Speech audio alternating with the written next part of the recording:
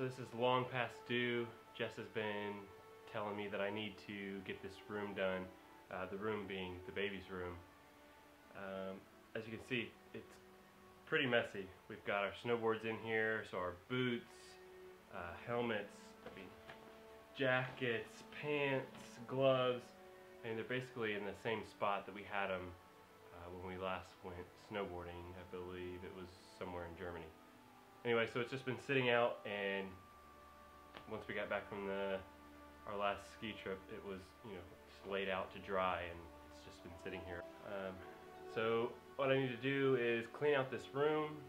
I don't know where I'm going to put it, in one of our spare bathrooms, I guess. I need to tape it all off.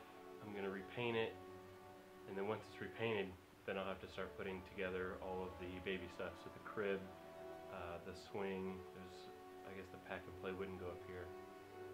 But, so it'll be, I think this video will span over the next couple days, maybe into next week, depending on how motivated I am and if I can store all this stuff somewhere. Oh, and I've got some race motorcycle tires underneath the bed, so I don't know where I'm going to put those. Anyways, I'll give you guys a tour around the room, see how much stuff's in here and how much I got to get out of here.